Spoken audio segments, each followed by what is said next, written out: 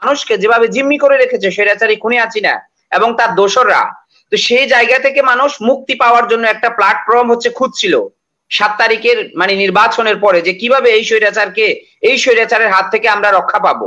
আমি তো আপনার সাথে সম্পূর্ণ একমত। এই আন্দোলনটা 100% পরিকল্পিতভাবে হয়েছে। কেন পরিকল্পিতভাবে হয়েছে? এই আন্দোলন শুধু এই 1 মাসের আন্দোলন না, তো তার পেছনের যে ইতিহাস, সেই ইতিহাসের সাথে যারা আছে এই আন্দোলনের সাথে, তো তারাই আছে, তারাই নেতৃত্ব দিয়েছে। সেটাও আপনার অবশ্যই আলোচনার বিষয়, যেহেতু তারা বাংলাদেশের মানুষকে নিয়ে রাজনীতি করবে। সুতরাং বাংলাদেশের মানুষ যখন বিপদে ছিল, এই জুলাই আগস্টে যখন গণহত্যা সংগঠিত হয়েছিল, তখন কোন রাজনৈতিক দলের কি ভূমিকা, সেটা অবশ্যই আলোচনার মধ্যে আসবে এবং ইতিহাসের সাথে আসবে। না শোতে এসেছি তখন আমি ক্লিয়ার করছি যে এই আন্দোলন হচ্ছে একটা গণ অভ্যুত্থান, একটা গণ বিপ্লব। আন্দোলনের নেপথ্যে অনেক কিছু থাকতে পারে, কিন্তু তখন কিন্তু আমরা এইভাবে ডক্টর ইউনূসকে স্টেজে উঠে এভাবে রেকগনাইজ করতে দেখিনি, যেভাবে উনি মাহফুজ আলমকে করেছে। তার আগ পর্যন্ত আপনি বলেছেন যে এই আন্দোলনটা আমাদের আন্দোলন, জনগণের আন্দোলন ছিল এবং সব দলের অংশগ্রহণের আন্দোলন ছিল। কিন্তু উনি যখন স্পেশালি উনি বললেন আরেকজনকে মাস্টার মাইন্ড, তখনই প্রশ্নটা দাঁড়িয়েছে। হ্যাঁ, আমি আপনাকে ক্লিয়ার করছি যে এই আন্দোলনটা একক কোনো ব্যক্তি কিংবা একক কোনো দলের নেতৃত্ব হয় নাই। That is the clear message. এটা হচ্ছে একটা মাস মুভমেন্ট এবং গণ আন্দোলন। এটা গণ আন্দোলনটা কিভাবে হয়েছে দেখেন, আমরা যখন স্লোগান দিচ্ছি দিল্লি না ঢাকা, কোটা না মেধা, আমাদের এই স্লোগানকে আমরা কিন্তু এই স্লোগান দিয়ে গেছি এবং আমরা কোটার সমস্যার সমাধান করতে যাচ্ছি। যখন আমাদের উপর নির্বিচারে গুলি করা হচ্ছে, এই আন্দোলনকে দমানোর জন্য যখন গুলি করে হত্যা করা হচ্ছে, তখন আন্দোলনটা এক দফার আন্দোলন চলে গেছে। এটা একদম স্পষ্ট বার্তা।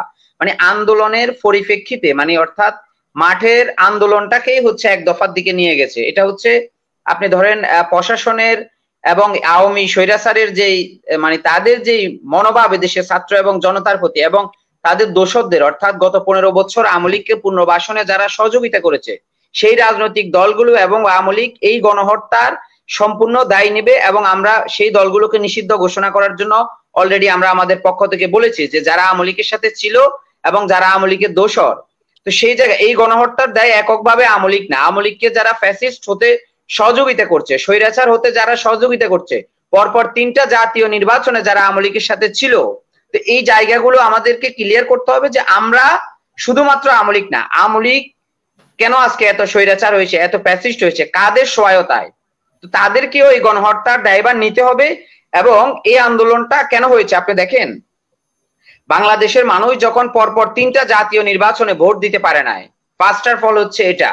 দ্বিতীয় বাংলাদেশে এত পরিমাণ বৈষম্য করা হচ্ছে অর্থনৈতিক ক্ষেত্রে, রাজনৈতিক ক্ষেত্রে, সামাজিক ক্ষেত্রে, প্রত্যেকটা জায়গায়। অর্থাৎ আপনি যদি ধরেন গ্রামের চৌকিদার থেকে শুরু করে সচিবালয় পর্যন্ত প্রত্যেকটা জায়গায় প্রথমে এক দলীয়করণ করা হয়েছে, তারপরে আপনার এক ব্যক্তি নির্দেশে একদম চৌকিদার থেকে সচিব আপ টু বটম। তো এই যে বাংলাদেশের গণতন্ত্রের মোড়কে এসে স্বৈরাচারী ফ্যাসিস্ট কায়দায় এই দেশের মানুষকে যেভাবে জিম্মি করে রেখেছে স্বৈরাচারী খুনি হাসিনা এবং তার দোসররা, তো সেই জায়গা থেকে মানুষ মুক্তি পাওয়ার জন্য একটা প্ল্যাটফর্ম খুঁজছিল 7 তারিখের নির্বাচনের পরে, যে কিভাবে এই স্বৈরাচারের হাত থেকে আমরা রক্ষা পাবো। তো সেই জায়গায় এই প্ল্যাটফর্মকে মানুষ বেছে নিয়েছে, বৈষম্য বিরোধী ছাত্র আন্দোলনকে। প্রথমে ব্যানার ছিল বৈষম্য বিরোধী ছাত্রদের আন্দোলন, তারপরে বৈষম্য বিরোধী ছাত্র জনতার আন্দোলন। এটা একদম স্পষ্ট বার্তা। এই আন্দোলনে মানুষ স্বেচ্ছায় নেমেছে। যখন মানুষ দেখেছে নিরপরাধ এই সাধারণ শিক্ষার্থীদের উপর পুলিশ এবং র্যাব গুলি করছে, তাদেরকে গুলি করে হত্যা করা হচ্ছে, তখন সাধারণ মানুষ আর ঘরে বসে থাকতে পারে নাই এবং সাধারণ মানুষের চাওয়া অনুযায়ী আমরা এই আন্দোলনকে ডে বাই ডে ইনক্রিজিং করেছি। অর্থাৎ ছাত্ররা, সাধারণ মানুষ যা চেয়েছে এই আন্দোলনে তাই হয়েছে। সাধারণ মানুষ বলেছে কালকে হরতাল দাও, কালকে হরতাল হচ্ছে। সাধারণ মানুষ বলেছে কালকে রোডম্যাপ হচ্ছে এটা, লং মার্চ টু ঢাকা, আমরা 7 তারিখের সেটাকে আমরা দেখেন 4 তারিখে নিয়ে আসছি, 6 তারিখের যে আমাদের যে কর্মসূচি ছিল সেটাকে। এই জায়গাগুলো একদম স্পষ্ট। আমি যদি আপনাকে বলি, সাধারণ মানুষ তো পরিকল্পনা দেয়নি, এবং এই পরিকল্পনা অনেক আগে থেকে, যেটা উনিও বলেছেন যে পরিকল্পনা অনেক আগে থেকে গোছানো একটা আন্দোলন ছিল। এবং এই পরিকল্পনার কথা আমরা আপনাদের অনেক সমন্বয়কের কাছেও শুনি যে পরিকল্পনাটা অনেক আগে থেকে হয়েছে এবং পরিকল্পিতভাবে আন্দোলনটা হয়েছে। সেই মোতাবেক আমি তো আপনার সাথে সম্পূর্ণ একমত। এই আন্দোলনটা 100% পরিকল্পিতভাবে হয়েছে। কেন পরিকল্পিতভাবে হয়েছে? এই আন্দোলন শুধু এই 1 মাসের আন্দোলন না, তো তার পেছনের যে ইতিহাস, সেই ইতিহাসের সাথে যারা আছে এই আন্দোলনের সাথে তো তারাই আছে, তারাই নেতৃত্ব দিয়েছে। অর্থাৎ যারা গত 15 বছর বৈষম্যের শিকার হয়েছে, যে রাজনৈতিক দলগুলো, যে ছাত্র সংগঠনগুলো, যে ব্যক্তি, যে সুশীল সমাজ, আপনার যে সাংবাদিক, তারা প্রত্যেকেই আন্দোলনে সহযোগিতা করেছে এবং এই আন্দোলনটা 100% পরিকল্পিত। আমরা প্ল্যাটফর্ম খুঁজছি, আমরা নির্বাচনের মধ্য দিয়ে এই স্বৈরাচার খুনি হাসিনার পতন চেয়েছি, সেটা হয় নাই। আমরা 28শে অক্টোবর দেখেছি, আমরা তার আগের যে আন্দোলনগুলো 2014 সালে বিএনপির জামাতের নেতৃত্বে যে আন্দোলন হয়েছে সেটা দেখেছি। তো প্রত্যেকটা সময় মানুষ উৎপেতে ছিল যে স্বৈরাচার খুনি হাসিনার কাছ থেকে বাংলাদেশের মানুষ রক্ষা পাবে। তো শেষমেশ এই 24-এর গণ অভ্যুত্থানের মধ্য দিয়ে মানুষের মানে আপনার যে স্বৈরাচার যেভাবে সারা দেশকে দখল করেছে, সে বাংলাদেশের মানুষ দখল মুক্ত হয়েছে, বাংলাদেশ দ্বিতীয়বার স্বাধীন হয়েছে। এটাকে আপনি একটা স্বাধীনতা যুদ্ধ বলতে পারেন। আমি যদি ভুল না বলি, 1990 সালের স্বৈরাচার ফ্যাসিস্টের যেই আন্দোলন ছিল 90-এর গণ অভ্যুত্থান, সেই আন্দোলনে কয়জন শহীদ হয়েছিল? 3 জন। 52-র ভাষা আন্দোলনে শহীদ হয়েছিল টোটাল 13 জন সারা দেশে। তো এই আন্দোলনে শহীদ হয়েছে কয়জন? সরকারি লিস্ট হচ্ছে 814। আমি বলবো যে 2000-এর উপরে শহীদ হয়েছে। সাধারণ ছাত্র এবং জনতাকে গুলি করে হত্যা করা হয়েছে। তো এটা তো আপনি একটা ছোটখাটো একটা আন্দোলন বললে হবে না, এটা হচ্ছে একটা যুদ্ধ। দ্বিতীয় প্রজন্মের 24-এর এটা হচ্ছে ছাত্র এবং তরুণদের জনতার মুক্তিযোদ্ধা।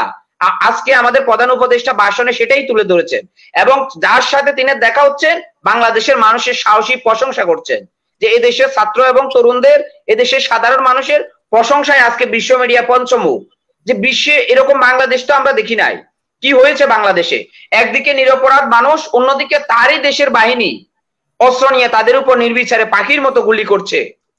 এই যে জায়গাগুলো আমরা দেখেছি, আন্দোলন চলাকালীন অবস্থায় কোন রাজনৈতিক দলের কি ভূমিকা ছিল সেটাও আপনার অবশ্যই আলোচনার বিষয়। যেহেতু তারা বাংলাদেশের মানুষকে নিয়ে রাজনীতি করবে, সুতরাং বাংলাদেশের মানুষ যখন বিপদে ছিল, এই জুলাই আগস্টে যখন গণহত্যা সংগঠিত হয়েছিল, তখন কোন রাজনৈতিক দলের কি ভূমিকা সেটা অবশ্যই আলোচনার মধ্যে আসবে এবং ইতিহাসের সাথে আসবে। তখন মানুষ আরো জানতে পারবে যখন ইতিহাস লেখা হবে। তো এটা জামাত শিবিরের কোনো আন্দোলন ছিল না, আপনি যেটা বুঝাতে যাচ্ছেন? বাংলাদেশে 2টা বিরোধী দলীয় গণতান্ত্রিক সর্ববৃহৎ রাজনৈতিক দল ছিল, জামাতে ইসলাম এবং বিএনপি। তাদের 2টা দলেরই এই আন্দোলনে ব্যাপক ভূমিকা ছিল এবং গুরুত্বপূর্ণ দায়িত্ব নিয়ে তারা যে ভূমিকা পালন করেছে, বাংলাদেশের মানুষের পাশে দাঁড়িয়েছে, এটা নিশ্চয়ই প্রশংসার যোগ্য। এটা আমি তো আন্দোলনের শুরু থেকে 5ই আগস্ট আমাদের কেন্দ্রীয় কর্মসূচি ছিল, আমার বাসা হচ্ছে আজিমপুরে। আমি সেখান থেকে একটা রিক্সায় করে যাচ্ছিলাম, তখন পলাশী মোড়ে সেনাবাহিনীর ব্যারিকেড ছিল, কিন্তু তারা ব্যারিকেড দিয়ে গুলি তাক করে, অস্ত্র তাক করে এভাবে বসেছিল। আমি রিক্সা নিয়ে মাস্ক পরে, তখন আমি ঢাকা মেডিকেলের এই শহীদ মিনারে আমরা দাঁড়াতে পারি নাই, আমি গেছি ঢাকা মেডিকেলের ইমার্জেন্সিতে, আমরা অবস্থান নিয়েছি, আমাদের সহযোদ্ধাদেরকে সেখানে আসার জন্য বলছি। সেই দিন সকালে 11:30টার সময় ঢাকা মেডিকেলের ভেতরে ঢুকে পুলিশ গুলি করেছে, বোম্পিং করেছে। একটা স্বাধীন দেশের মেডিকেলও নিরাপদ ছিল না এই আন্দোলনে। তো সেটা তো আমরা তখন বিজয় মিছিল নিয়ে এই শহীদ মিনার থেকে আমরা শাহবাগের উদ্দেশ্যে রওনা হয়েছি। এই যে জায়গাগুলো তো আপনার মানে একদম স্পষ্ট ছিল যে আন্দোলনে কার কি ভূমিকা ছিল, সেটা দিবালোকের মতো স্পষ্ট। যদিও আন্দোলন চলাকালীন সময় আগস্টের প্রথম থেকে সরকার নেট বন্ধ করে দিয়েছে, কিন্তু প্রত্যেকে তার পার্সোনাল মোবাইলে ভিডিওগুলো ধারণ করেছে এবং সেগুলো আস্তে আস্তে ভাইরাল হচ্ছে। সবাই আইডেন্টিটি পরিচয় পাওয়া যাচ্ছে কার কি ভূমিকা ছিল, মানে এটা লুকোচুরির কিছু না, একদম স্পষ্ট। আমি আবারও দায়িত্ব নিয়ে বলছি, আমার সবার সাথেই মানে পরিচিত এই আন্দোলনে বিরোধী দলীয় যারা ছিল, ছাত্র সংগঠন বলেন আর রাজনৈতিক দল বলেন, তো আমি বলছি যে জামাতে ইসলাম এবং বিএনপির অগ্রণী ভূমিকা ছিল এবং প্রশংসার যোগ্য ভূমিকা ছিল। তারা তাদের ব্যানারে আসে নাই, কিন্তু তারা এই আন্দোলনটা অর্গানাইজ করেছে সারা দেশে, তাদের নেতাকর্মীদেরকে নির্দেশ দিয়েছে মাঠে থাকার জন্য। এবং এই বড় রাজনৈতিক দল দুটো যদি না থাকতো ছাত্র এবং জনতার পাশে, 5 তারিখে এই আন্দোলন কখনো সফলতা লাভ করতো না। এটা একদম স্পষ্ট মেসেজ। শেষ করবেন। অসংখ্য ধন্যবাদ।